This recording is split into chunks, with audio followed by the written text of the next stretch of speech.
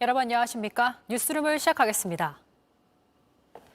오늘 기온이 큰 폭으로 떨어지면서 서울 최고 기온이 영하권을 기록했습니다. 잠시 후 밤 9시를 기점으로는 전국 대부분 지역에 한파주의보가 발효되면서 내일은 더 추워질 것으로 보입니다.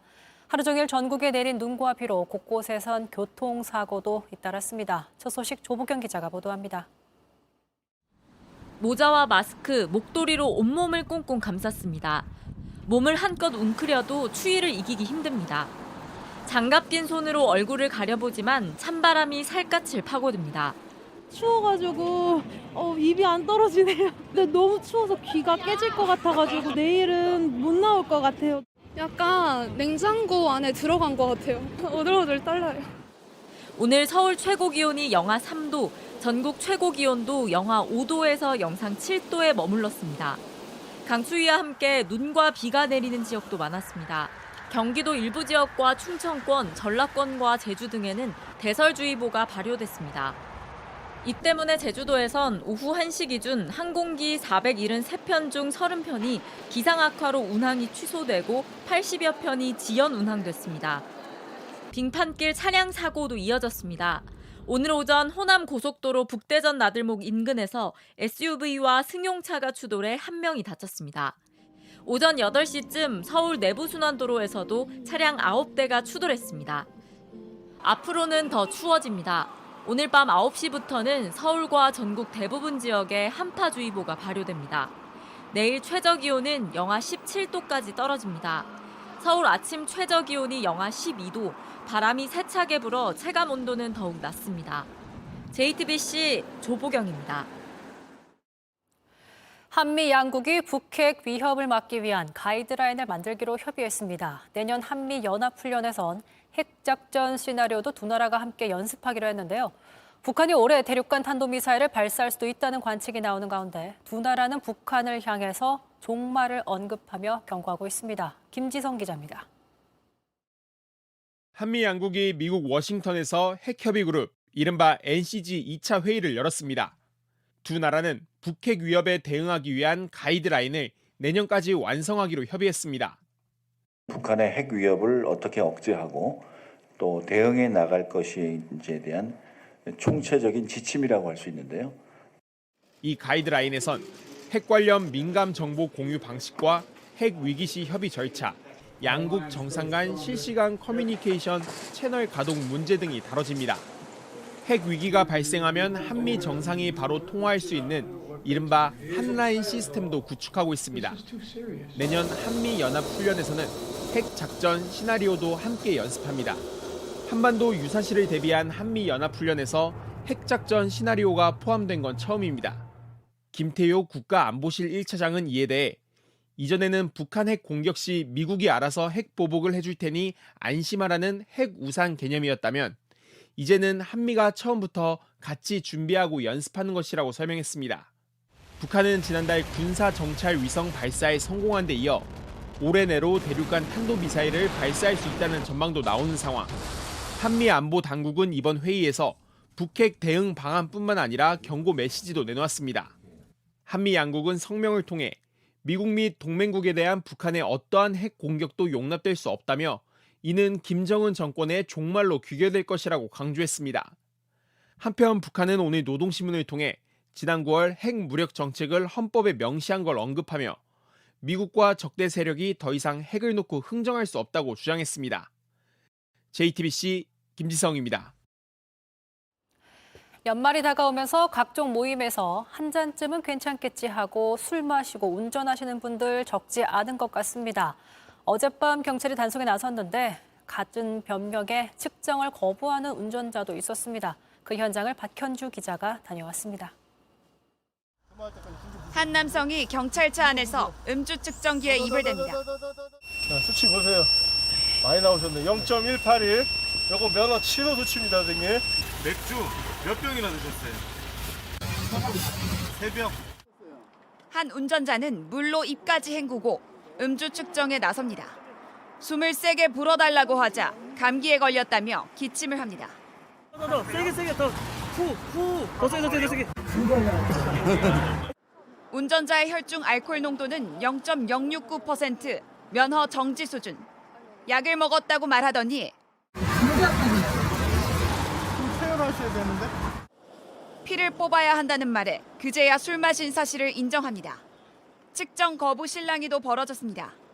단속에 걸린 한 여성 운전자. 감지돼서요. 감지되실까? 측정할게요. 측정기에 숨을 제대로 불지 않습니다. 결국 경찰이 다른 방법을 제시합니다. 선생님 체열하시면 돼요. 네, 이거. 그러시면 이거 측정을 해야 되는 거고 측정 안 하면 측정 거부로 들어갈 수가 있습니다. 이번엔 측정기를 문제 삼더니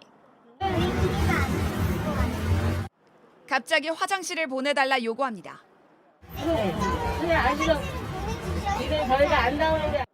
이렇게 보낸 시간만 1시간. 결국 3차례 모두 측정을 거부했습니다. 경찰이 어젯밤 경기 남부 지역 일대에서 음주운전 단속을 벌인 결과 2시간 동안 51건을 적발했습니다. 10분당 4명꼴입니다. 눈길에 또 술까지 드시고 운전하면 정말 대형 사고로 이어지기 때문에 절대 술을 드시면 운전하시면 안 된다. 경찰은 연말 연시를 맞아 다음 달 31일까지 음주운전을 특별 단속할 계획입니다. JTBC 박현주입니다. 오늘 새벽 서울 경복궁 담벼락에 누군가 낙서를 남기고 갔다는 신고가 들어왔습니다. 스프레이로 된 낙서는 경복궁 담장 2곳에서 발견됐는데 낙서를 다 합치면 길이가 40m를 넘습니다. 문화재청은 문화재보호법을 적용해 책임을 엄중하게 묻겠다고 했고 경찰은 용의자 추적에 나섰습니다. 김지은 기자입니다. 하얀 작업복을 입은 연구원들이 경복궁 외벽에 약품을 바릅니다. 세척액을 뿌린 뒤 솔로 문지릅니다. 오늘 새벽 2시 20분쯤 서울 경복궁 담장에 낙서가 있다는 신고가 들어왔습니다. 빨간색과 파란색 스프레이로 뿌려진 낙서는 경복궁 서충문인 영추문과 영추문에서 200m 떨어진 국립고궁박물관 쪽문 옆 담장에서 발견됐습니다. 낙서엔 영화 공짜라는 문구와 불법 스트리밍 사이트 2곳의 이름이 반복적으로 적혀 있었습니다. 경복궁 담벼락에 남겨진 전체 낙서 길이를 합치면 44m가 넘습니다. 낙서가 된 곳은 외부에서 보이지 않게 이처럼 검은 막을 쳐놨습니다. 문화재청은 오늘 오후부터 보존 처리 약품을 통해 세척하는 등 최대한 복구에 나서기로 했습니다. 문화재청은 문화유산 보존 처리 전문가들과 함께 현장 조사에 나섰습니다. 경복궁 자체가 국가유산에 해당되는 그 지역이고 그것을 보호하는 지역이니까 문화재보호법이 적용이 됩니다. 다시 이런 일이 발생되지 않도록 주변에 CCTV도 보강하고 관리도 해서 잘 점검을 해야 되겠죠. 문화재보호법에 따라 지정 문화재를 훼손한 경우 5년 이하 징역이나 5천만 원 이하 벌금형에 처해질 수 있습니다. 빨간 스프레이로 남겨진 동일한 낙서는 경복궁에서 200m 떨어진 서울경찰청 외벽에서도 발견됐습니다.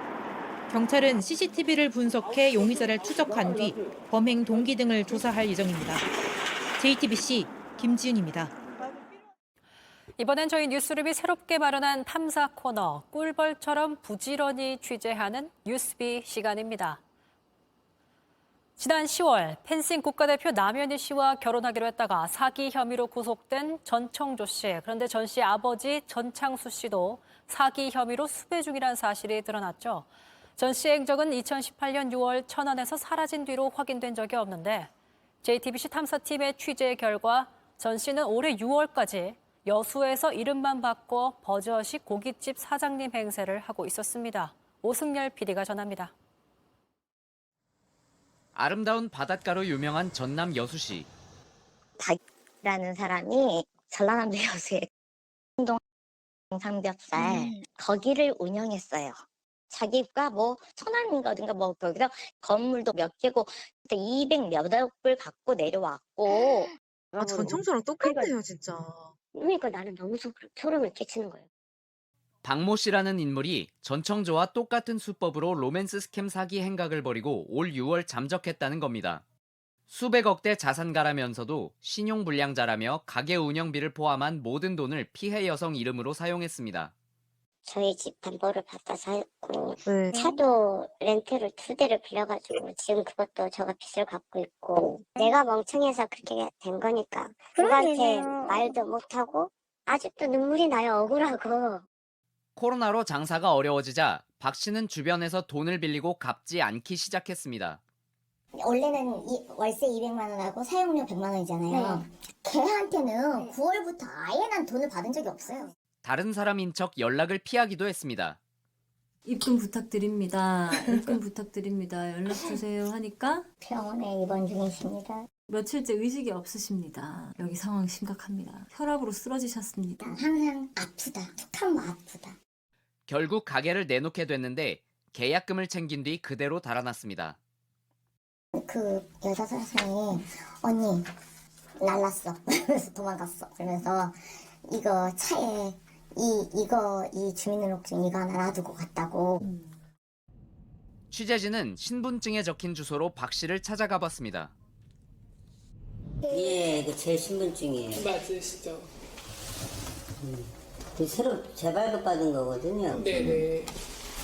제가 면허증을 준 것도 법인을 해서 냈는데 좋다, 빨리 했으면 좋겠다. 그랬더니 신분증하고 인감도장을 달라고 그러더라고요. 다음 날 도망간 거죠. 스스로 박 씨라 한 인물의 정체는 전창수.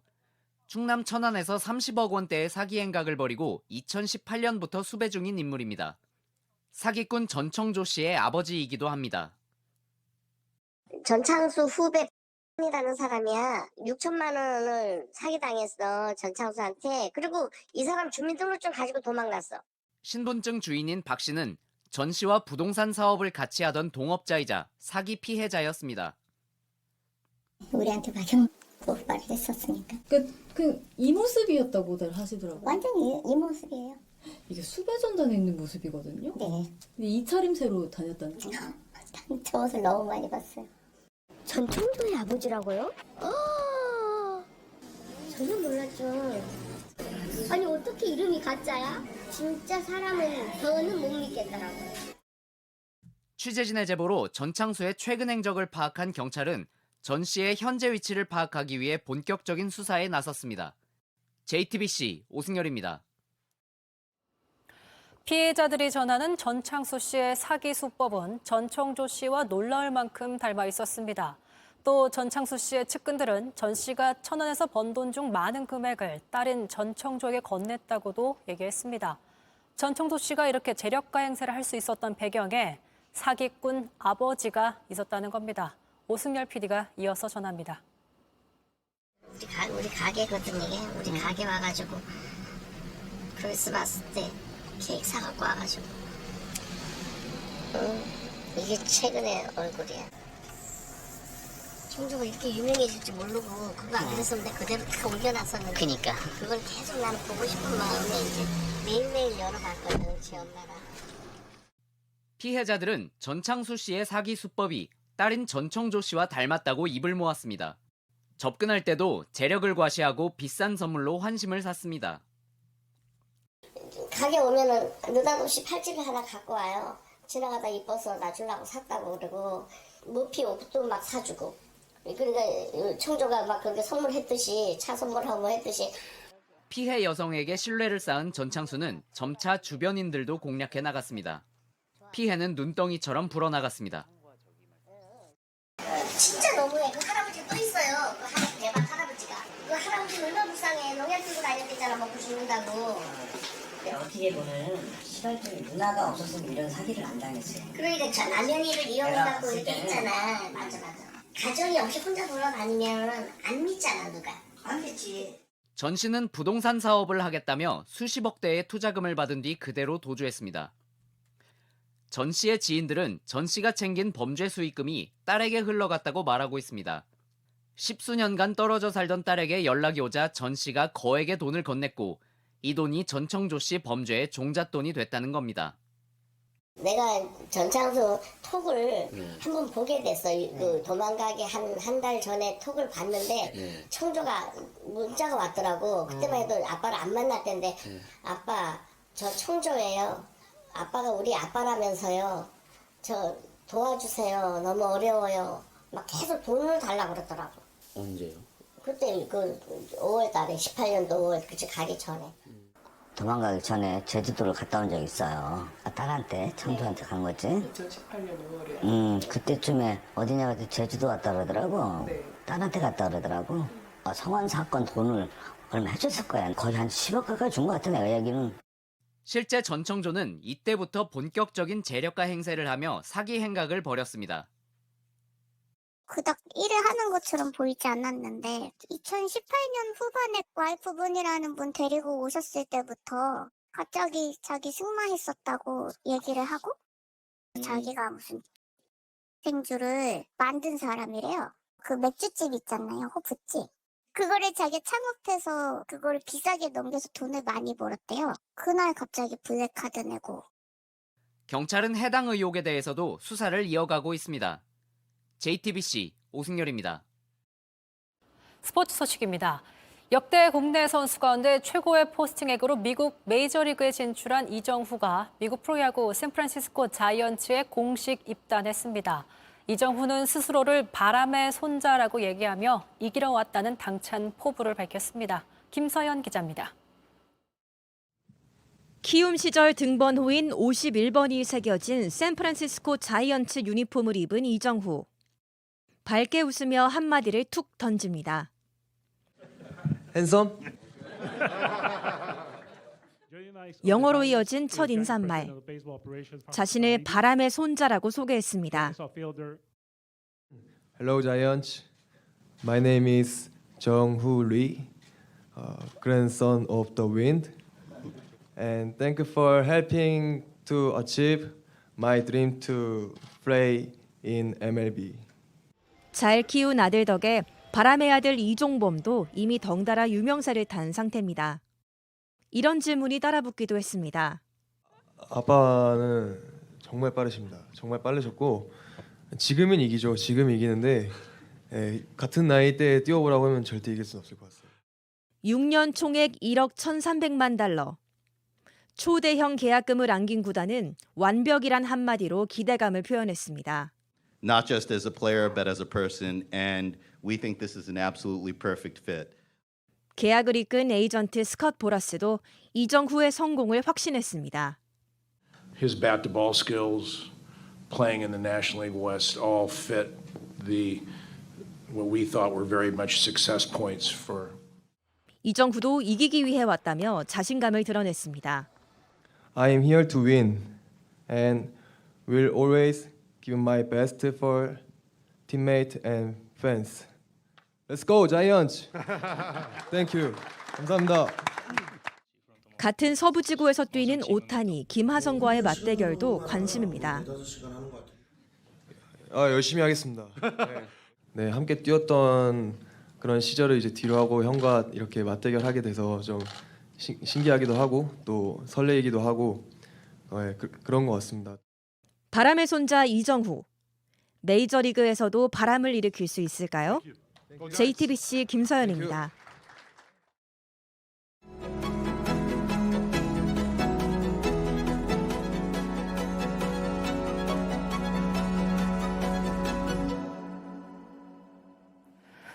웃기는 사람이지만 때로는 같이 울고 싶다. 생애 첫 시집을 발표한 코미디언 양세형 씨를 뉴스룸에 모셨습니다. 안녕하세요. 네, 반갑습니다. 네, 반갑습니다. 굉장히 어색해하십니다. 아주 많이 어색하고 네. 처음 이제 뉴스라는 곳에 나오기 때문에 아무리 잘나고 노력을 해도 잠이 안 와서 좀 밤잠을 설치고 왔습니다. 별의 길 네. 시집 내셨습니다. 시집을 내는 게 멋진 40되기 목표 중에 하나였다. 시를 원래 좋아하셨어요? 어렸을 때부터 그냥 뭔가 어떤 아름다움, 어떤 슬픈 감정들을 떠올렸을 때 그게 제 안에서 해결이 안 되더라고요. 근데 그 머릿속에서 그 생각나는 단어들을 이제 글자로 하나하나 이렇게 밖으로 끄집어냈을 때 그 글들을 이렇게 조합하면은 그게 이제 짧은 글, 그게 이제 시가 되었고 되죠. 그걸 이제 보면은 내가 지금 이런 생각을 하고 있구나. 그래서 그게 어쨌든 나중에는 그게 놀이가 됐고 그래서 그때부터 좀 자주 써왔었는데 누구에게 보여준 적은 단 한 번도 없고. 네. 사실 방송 이미지로 뵀을 때는 워낙 재밌는 모습 보다가 시집을 냈다고 하니까 시청자분들께서도 갑자기 좀 놀라셨을 것 같기도 하고. 그렇죠. 네. 심지어 저희 어머니도 깜짝 놀랐어요. 어머니도요? 예, 이런 면이 있는 줄 몰랐다고. 어떻게 이런 생각을 하고 살았냐고. 왜 이런 얘기를 안 했냐고. 동생도 형이 이렇게 글을 잘 쓰는지 몰랐다라고 얘기를 하더라고요. 네. 그 동생은 저보다 더 지식 수준이 떨어지거든요. 그러니까 글이 되게 좋아 보일 수밖에 없죠. 그 친구한테는 아마 이해 못하는 시도 굉장히 많을 거예요. 예. 이 깊은 감성을 이해할 수 없을 것이다. 네, 실제로도 그런 말을 했고요. 형, 시 너무 다 좋았고 좀 이해 못하는 시도 있었지만 대부분의 시가 너무 보기 좋았다라고 얘기를 하더라고요. 그 친구 책 좀 읽어야 돼요. 그렇군요. 예. 네, 더는 코멘트하지 않겠습니다. 사랑하는 동생입니다. 사랑하니까 이런 얘기 할 수 있는 거예요. 네네네네. 시집에 총 88편의 시가 담겨 있습니다. 가장 좀 중심이 되어주는 시가 있다면 뭐가 있을까요? 물론 그 책의 제목이 된 그 별의 길이라는 시가 굉장히 의미가 있는 시고요. 네. 지금 제가 생각하는 시는 흰머리라는 시가 있는데 흰머리. 네. 근데 예전에는 흰머리가 났을 때 아휴 이제 나이 들었구나 나도 흰머리 나고 뭔가 부정적인 생각만 들었었는데 어느 순간 흰머리를 제가 생각한 표현이 뭔가 벅찬 삶에서 그 낳은 씨앗이라고 생각이 들고 네. 그 씨앗에서 핀 하얀 꽃이라고 생각을 하니까 그 하나하나 피어나는 꽃들을 이렇게 보면은 또 마냥 부정적인 생각이 안 들더라고요. 네. 그걸 하얀 꽃으로 또 표현을 하신 거 보니까 역시 시집을 낸 분이 맞구나 이런 생각이 듭니다. 감사합니다. 아버지에 대한 시도 좀 담겨 있는데 그 시는 좀 밀도가 다를 것 같아요. 아버지 관련된 시를 쓸 때는 눈물 흘리면서 이렇게 쓴 적이 많았거든요. 네. 부모님이 맞벌이 하시면서 사실 추억을 만들 일이 거의 없었거든요. 이제서야 동생과 제가 이제 돈을 좀 벌면서 먹고 살만해지고 이제 추억을 만들 때가 됐는데 돌아가시니까 그 마음이 더 아프기도 하고 그래서 이 글을 실제로 보진 못하시겠지만은 이 마음은 알아주길 바라는 마음에서 글을 썼던 것도 있고. 네. 예. 그러시겠네요. 시집의 인쇄 수익금 전액 기부금으로 또 쓰신다고 네. 알려져 있어요. 와. 근데 사실 지난 생일에 또 1억 원 기부하시기도 하고 좀 네. 기부를 통해서 뭔가를 좀 놔두고 싶다는 마음이 좀 보이네요. 예, 좀 예전부터 조금씩 이제 그 도움이 필요한 곳에 이제 그 기부를 하긴 했었는데 네. 그 멋진 40살 만들기 프로젝트 중에 하나가 이제 억대를 기부를 해보자라는 것도 있었거든요. 그래요. 네, 그래서 그 돈도 꾸준히 모아왔었고요. 그래서 그걸 일환으로? 채운 다음에 이제 기부를 한 거죠. 멋진 40되기 프로젝트에 또 다른 게 뭐가 있을까요? 듣다 보니 궁금해져요. 또 뭐가 있었을까? 일단은 바리스타 자격증을 한번 따보고 싶었거든요. 네. 디카페인 커피를 마시는 걸 제가 한번 만들어 보고 싶어서. 또 그런 생각을 하셨군요. 그것도 그렇고 그리고 제가 어쨌든 그 이제 양세발이라는 걸로 활동을 하잖아요. 네. 그래서 양세발이 바리스타 뭔가 약간 재밌잖아요, 그냥. 네. 약간 이걸로 양세 바리스타 해가지고 유튜브 하시려는 거 아니에요? 아니요. 근데 아이디어 괜찮은데요? 예, 양세 바리스타 해가지고 예, 디카페인 커피 주면서 오, 토크하고 괜찮은데요, 아이디어? 약간 밀착으로 해가지고 너무 아이디어가 좋습니다. 저 근데 이거 생각은 한 적 없어요. 그래요? 근데 이거 아이디어 너무 좋은 것 같아요. 그래요? 네네네. 눈빛이 반짝거리고 있어요. 아니 그러면은 더더욱 빨리 바리스타를 따야겠다는 생각이 들었어요. 동기부여 확실히 됐습니다. 이래서 이렇게 좋은 분들과 만나서 얘기를 하면 항상 배워요. 지금 너무 감사해요. 지금 아이디어 딱 떠올랐어요. 고맙습니다. 도움이 됐다니 참 기쁘네요. 고맙습니다. 네. 양세형 씨가 보면은 굉장히 순발력과 재치가 넘치는데 그 두뇌 회전이 정말 빠르다라는 게 보면서 전 많이 느끼거든요. 네네네네. 어느 정도의 센스도 당연히 있는 것 같아요. 근데 하지만 여기서 단순히 머리 회전만 빠른다고 재밌는 멘트가 나오는 건 아니잖아요. 맞아요. 지금 현재도 저는 예전 개그 프로그램들 보면서 모니터하면서 공부를 꾸준하게 하고 있고 철저하게 공부를 한 만큼 그리고 노력한 만큼 방송이 재밌게 되더라고요. 그래서 갑자기 궁금해지는 게 양세형 씨가 보기에도 야, 이 사람은 정말 무섭더라. 이 개그맨 정말 대단하다. 혀를 내두를 만한 그런 사람 혹시 있었습니까? 절대로 가족이어서 얘기하는 게 아니라 저는 진짜 그 개그맨 양세찬 씨는 네. 예전부터 항상 느끼는 거지만 대단한 개그맨이다. 왜냐하면 지금 그 우리 강지영 씨가 들고 있는 이 대본을 줘도 재밌게 살릴 수 있는 사람이에요. 그러니까 뛰어난 코미디언. 많이 배웁니다. 아까 또 좀 지적 능력은 떨어진다라고 하셨는데. 그건 맞고요. 지적 능력은 떨어지지만 개그 능력은 또 좀 뛰어난? 월등합니다. 그건 다른 능력이군요, 역시. 맞습니다. 양세형 씨가 생각하는 코미디언이란 무엇일까요? 제가 생각하는 코미디언.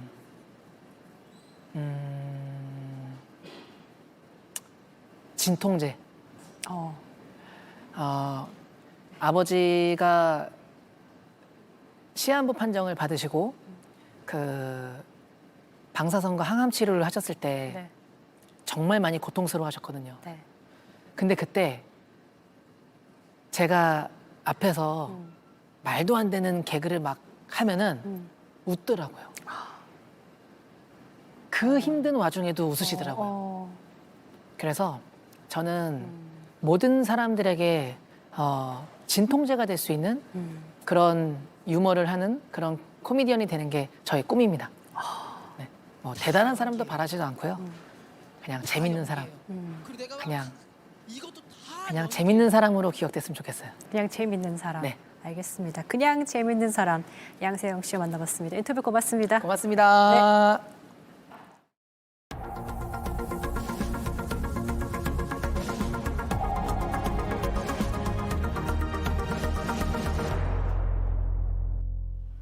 뉴스룸이 준비한 소식은 여기까지입니다. 시청해주신 여러분 고맙습니다.